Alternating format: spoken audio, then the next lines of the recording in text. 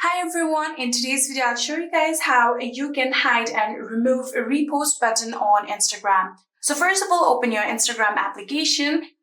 So after opening the Instagram application, you can tap on your profile right here, and from here you can tap on this repost button right here and you'll get all of the videos that you have reposted. So if you simply tap on a reel just like this, here you can see your profile icon right here that says that you have reposted it. So it might be pretty annoying. So if you want to hide this button, here you'll have to drag it and swipe down like that. And here you can see now it's gone. So if you just want to remove the repost, all you have to do is simply tap on this repost button like this.